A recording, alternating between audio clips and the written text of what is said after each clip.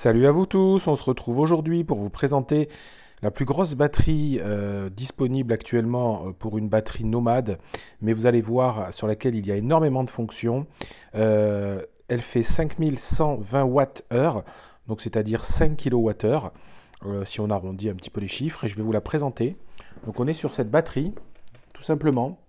Donc la marque, on est sur Oukitel. Voilà, ils ont cette grosse batterie, mais ils ont aussi d'autres types de batteries en termes de capacité. Donc là, pour le coup, on est sur la plus grosse. Donc je vais vous montrer un petit peu tout ce qu'elle peut faire. Donc ça, c'est les sorties. Donc voilà toutes les sorties que vous allez avoir. Donc vous allez avoir une sortie de type allume-cigare, une autre donc en 24 volts 10 ampères maxi, de la 12 volts en 3 ampères. En USB type C et type A, donc vous allez trouver surtout deux types C 100 watts chacun. Donc c'est énorme, hein. Vous allez trouver donc des USB en 18 watts en type C et puis des un peu plus standards. Et après vous avez effectivement avoir donc 5 prises, donc c'est toutes les mêmes, hein. On est sur des prises européennes de type standard. Hop, je vous montre. Pour une puissance maximale donc de sortie de 2200 watts, en sachant qu'elle peut monter en surconsommation à 4000 watts en pic. Mais voilà, on est vraiment sur du linéaire à 2200 watts. Si on regarde effectivement la partie écran, alors il y a des reflets, je m'en excuse, mais je pense que vous devriez voir à peu près comme il faut. Donc là, on est sur 27%. A priori, donc il resterait 99 heures, mais pour le moment, il n'y a rien qui est branché, donc bon, voilà, c'est pas représentatif. Et puis ici, vous allez voir, quand on va avoir branché des choses, on va voir la puissance tout simplement qui apparaît ici. Donc voilà cette batterie. Ce qu'il faut savoir aussi, c'est que c'est une batterie, comme vous le voyez, hein, donc il y a des grosses poignées. Elle est plutôt très très lourde, c'est-à-dire qu'elle fait entre 50 et 60 kg. Et vous avez une poignée ici. Voilà, une petite poignée, comme une valise, qui va vous permettre de lever ce gros bébé. Voilà. Parce que sinon, voilà, vous ne pouvez pas la bouger seul. Enfin, vous ne pouvez pas, voilà, à moins que vous fassiez beaucoup de muscu, mais ce que je veux dire, c'est que ça reste quand même quelque chose d'assez dense, d'assez compact et dense.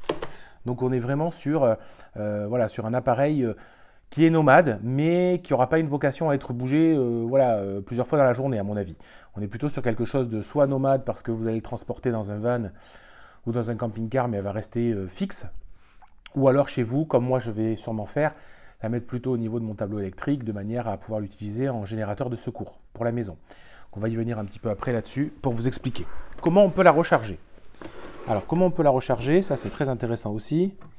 Donc vous voyez qu'il y a deux options là.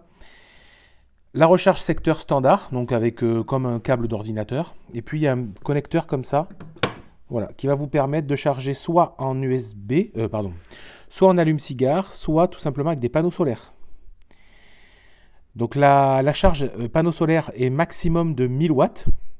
1000 watts, ça reste intéressant, hein, parce que pour le coup, ça reste, 1000 watts, ça veut dire qu'en 5 heures, si on a vraiment cette puissance solaire-là, tout simplement, elle est pleine.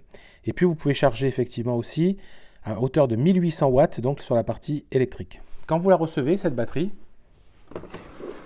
elle est livrée comme ça. Alors, vous recevez une petite carte qui vous montre tout simplement comment faire avec la marque.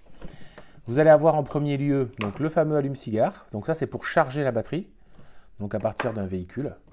Vous allez avoir ici la partie photovoltaïque avec les deux ports standards pour un panneau photovoltaïque. Donc nous, on fera le test avec le panneau de la marque, de la même marque qui est ici. Voilà, je vous montrerai ça tout à l'heure. Mais ça fonctionne aussi très bien avec n'importe quel panneau. N'importe quel panneau photovoltaïque, vous pouvez le brancher dessus, ça fonctionnera. La partie chargeur secteur. Et puis vous allez trouver une notice, voilà, un manuel, donc qui va vous permettre d'avoir des détails par rapport à tout ça. Donc ce manuel, effectivement, l'avantage c'est qu'il est en français. Donc vous avez effectivement toute une partie, je vous montre, voilà, qui est en français. Donc voilà, ça fait plusieurs pages, hein. Il y a vraiment des détails, des choses assez intéressantes. Et donc moi, l'usage, je vais vous présenter surtout la fonction solaire. et la fonction, tout simplement, qui peut être comment alimenter toute ma maison avec cette batterie.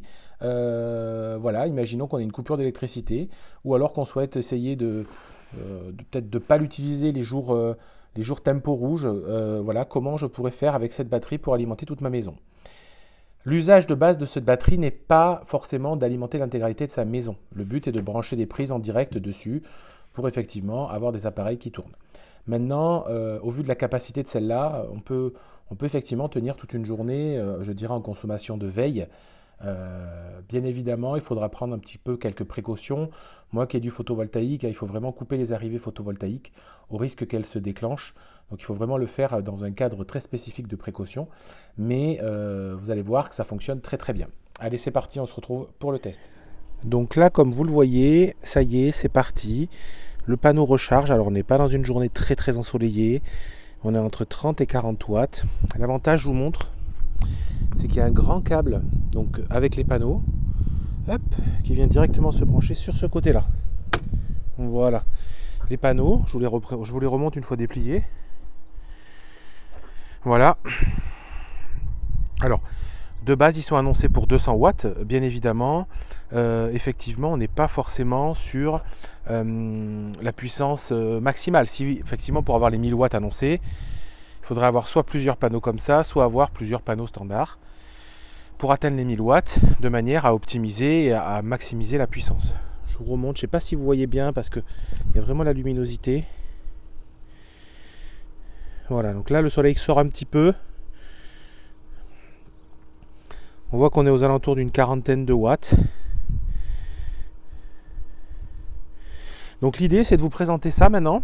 Et je vais effectivement alimenter ma maison tout en laissant les panneaux solaires rechargés. Ça va permettre tout simplement à la batterie d'être en fait tampon, de pouvoir avoir une recharge jusqu'à 1000 watts et en même temps d'être utilisée en générateur global pour la maison. Et donc je vais la brancher directement sur une prise, donc tout simplement une prise que j'ai en extérieur. Voilà, standard, en sachant que dans tous les cas, on est sur quelque chose qui ne devrait pas dépasser 2200 watts, donc ça devrait largement suffire, de manière à ce qu'on n'ait pas forcément une surcharge sur cette prise là. Moi, après, quotidiennement, ce que je ferai, je vais vous montrer juste après, je les mettrai plutôt au niveau de mon tableau électrique directement. Vous savez, il y a des prises en fait sur les tableaux électriques, et donc je la laisserai plutôt à cet endroit là. Là, je fais ça, c'est pour vous montrer aussi le fait qu'on peut en même temps recharger avec du solaire et en même temps revider la batterie tout simplement en usage à la maison. Donc nous voilà au tableau électrique. Donc ce que je vous disais, c'est qu'effectivement, moi j'aurais plutôt tendance à la brancher ici après en usage domestique. Par contre, ce que je vais faire, c'est ce que je vous expliquais tout à l'heure, c'est que je vais couper toutes les arrivées du photovoltaïque, car je ne veux pas que les panneaux se remettent à produire, en sachant que je vais couper ici, on va commencer par ça, on va couper le disjoncteur d'arrivée générale. Donc là, il n'y a plus du tout d'électricité au sein de la maison. Et moi, je vais couper le local piscine parce que c'est là où j'ai mes panneaux Synology en fait qui sont branchés. Et je vais également couper la partie haute où est-ce que j'ai les arrivées tout simplement du photovoltaïque. Donc de mes 3 lignes de panneaux qui sont ici, vous voyez. Donc ça arrive directement en haut. Allez, c'est parti. Donc ce que je vous montre, effectivement, vous ne le trouverez pas comme ça dans le commerce, car normalement, il n'est pas trop autorisé en fait d'avoir des prises mal. Le risque, effectivement, c'est si je branche tout simplement dans ma prise, que ce soit de ma batterie ou de ma maison, et si j'ai l'électricité, on peut rapidement prendre le jus. Donc faut faire très très attention avec ce type de manipulation. Moi, je le fais pour la vidéo, voilà. Je montre que c'est possible, mais par contre, voilà, c'est pas forcément une recommandation de ma part. Chacun fait ce qu'il veut après quand il est dans son domicile. Je dis juste vigilance. Donc voilà, ça y est, j'ai branché ma prise ici. J'ai branché ici également. Alors, il faut savoir que pour allumer, il faut que j'appuie sur ce bouton-là, AC. C'est parti. Donc là, on va voir effectivement que la maison va être alimentée. Alors, j'espère que... Attendez. Voilà, on voit que là, le panneau solaire produit 76-78 watts et que la maison tire environ 500 watts. On a effectivement la puissance 2 volts. 229-230, ça stabilise. Et donc, on arrive en même temps à alimenter la maison et à recharger la batterie. Nous voilà dans la maison, on va faire un test avec une première lumière. Pas de problème, ça fonctionne. Je vais faire la même chose avec ma télévision. Pareil, aucun souci, ça fonctionne. Vous voyez d'ailleurs que mes lumières se sont allumées. Pour ceux qui ont des Philips Hue, ben, vous connaissez la problématique, c'est-à-dire quand il y a une coupure d'électricité que ça revient, tout simplement, ça se rallume automatiquement. Donc nous voilà, la maison tire environ 500 watts, en sachant que je peux avoir des lumières, je peux avoir le frigo, le congélateur, enfin voilà, tous les ustensiles habituels. Bien évidemment, je vous repréconise une chose, c'est d'éteindre vos panneaux photovoltaïques, car s'il y a du surplus solaire, ce qui aurait été le cas chez moi, je ne sais pas exactement où est-ce qu'il peut s'enfuir, donc ça pourrait créer une problématique sur la ligne électrique. Donc prenez pas ce risque-là. Mais on est vraiment sur une, voilà, une solution de dépannage au niveau de votre alimentation, de votre foyer, mais ça fonctionne parfaitement. Donc ça, c'est vraiment quelque chose d'intéressant. Et on voit ici qu'ils vous disent qu'on aurait 3 heures actuellement avec 27% de charge entre ce que le panneau est alimenté et ce que la maison consomme. Donc en résumé, qu'est-ce que je peux vous dire, moi, de mon avis sur cette batterie? C'est que c'est vraiment la batterie avec la capacité la plus importante aujourd'hui que j'ai trouvée sur le marché. On est sur un prix, avec le code promo que vous regarderez, alors qu'il y a en ce moment, on est sur un prix de 3000 €. Donc 3000 € pour 5 kWh. Donc on est vraiment sur le prix du kilowattheure le plus bas de ce qu'on peut trouver aujourd'hui en batterie nomade.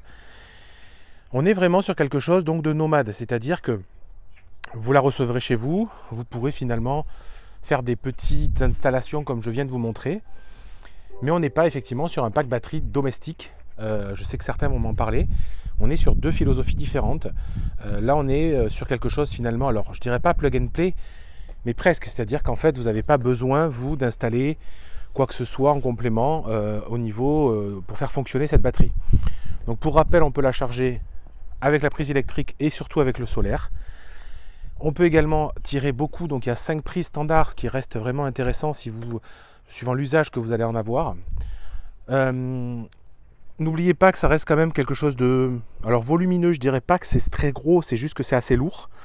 Donc c'est plutôt lourd. Donc même s'il y a une poignée qui est bien pensée pour la faire rouler, voilà, pour franchir des obstacles, des marches, tout ça, ça sera toujours un peu compliqué.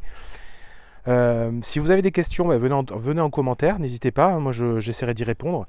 Je suis satisfait de cette batterie, je vais surtout la garder, je pense, pour l'usage de secours et l'usage pour cet hiver avec l'offre Tempo pour mes jours rouges. Donc voilà, c'est vraiment l'usage que je vais avoir, je pense, de cet appareil-là.